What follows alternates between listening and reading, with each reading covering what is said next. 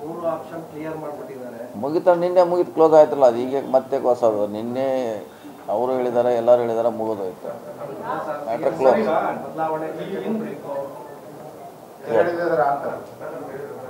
Next ನಾಯಕತ್ವ ನಮ್ಮದೇ ಅಂತ ಹೇಳಿದ್ದಾರೆ. ನೀವು 2028ಕ್ಕೆ ನಾನು ಮುಖ್ಯಮಂತ್ರಿ ಆಕಾಂಕ್ಷೆ ಅಂತೇಳಿ ಈಗಾಗಲೇ ಬಹಿರಂಗವಾಗಿ ಹೇಳ್ಕೊಳ್ತಾ ಇದ್ದೀವಿ. ಡಿ ಕೆ ಶಿವಕುಮಾರ್ ನನಗೆ ಕೈ ಬಲಪಡಿಸಬೇಕು ಅಂತೇಳಿ ಅವರು ಹೇಳ್ತಾ ಇದ್ದಾರೆ 28ಕ್ಕೆ. ಈಗ 28ರವರೆಗೆ ನನ್ನ ನಾಯಕತ್ವದಲ್ಲಿ ಅಂತ ಹೇಳ್ತಿದ್ದಾರೆ. 28ರವರೆಗೆ ಕ್ಲಿಯರ್ ಮಾಡಿದ್ದಾರೆ ಅವರು. 28 ಮೇವರೆಗೆ ಕ್ಲಿಯರ್ ಮಾಡಿದ್ದಾರೆ ಅವರು. ಅದು ಮುಂದೆ ನೋಡೋಣ. ಈಗ ಯಾಕೆ ಅದ್ರ ಬಗ್ಗೆ ಚರ್ಚೆ? ಇನ್ನೂ 3 ವರ್ಷ ಇದೆ.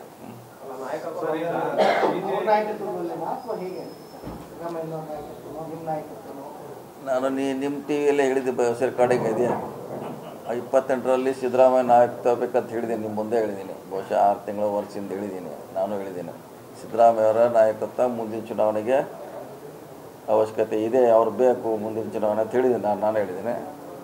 ನೀವು ಅದನ್ನ ಕೇಳ್ತಾ ಇದ್ರಿ. ಈಗ ನಾನು ಆಲ್ರೆಡಿ ಹೇಳಿದ್ದೀನಿ, ನೀವು ಕೇಳಿದ್ರೆ ಅವಾಗೇ ಅದನ್ನ ಭೇಟಿ ಮಾಡಿದಾಗ ಸಂದರ್ಭದಲ್ಲಿ ಕೆಪಿಸಿಸಿ ಅಧ್ಯಕ್ಷ ಸ್ಥಾನದ ವಿಚಾರವನ್ನು ಪ್ರಮುಖವಾಗಿ ಚರ್ಚೆ ಆಗಿದೆ. ಇಲ್ಲ, ಅದು ಯಾವ ಚರ್ಚೆ ಆಗಿಲ್ಲ. ಬದಲಾವಣೆ ಆಗಬೇಕು ಶೀಘ್ರದಲ್ಲಿ. ಚರ್ಚೆ ಆಗಬೇಕಂತ ಬದಲಾವಣೆ ಹಿಂದೆ ಹೇಳಿದ್ದೀರಿ ಸರ್, ಆಗಬೇಕು ಅಂತ. ಈಗ ಅದಕ್ಕೆ ಬದಲಾಗಿದ್ರೆ ಅದು ಹೈಕಮಾಂಡ್ ಅಲ್ಲ ಹೇಳಿದ್ದೀವಿ. ಅದ್ರ ಬಗ್ಗೆ ಸಾಕಷ್ಟು ಚರ್ಚೆನೂ ಆಗಿದೆ. ಅದ್ರ ಬಗ್ಗೆ ಅಂತಿಮ ತೀರ್ಮಾನ ತೊಗೊಳ್ಳೋದು ವರಿಷ್ಠರು ಅಂತ ಹೇಳಿದ್ದೀವಿ. ಅವರ ಪದೇ ಪದೇ ನಾವು ಹೇಳೋದು ಸರಿ ಆಗೋಲ್ಲ. ಅದು ಅವ್ರಿಗೆ ಬಿಟ್ಟಂಥ ವಿಚಾರ. ನಾವು ಹೇಳಬೇಕಾದ ನಮ್ಮ ಅವಶ್ಯಕತೆ ಇಲ್ಲ. ನಮ್ಮ ನಿರ್ಣಯ ಮೇಲೆ ಮಾಡೋದಿಲ್ಲ ಅವರು. ಹೈಕಮಾಂಡ್ ಅವರು ಅವ್ರಿಗೆ ಯಾವ್ದು ಸೂಕ್ತ ಅದನ್ನು ಮಾಡ್ತಾರೆ.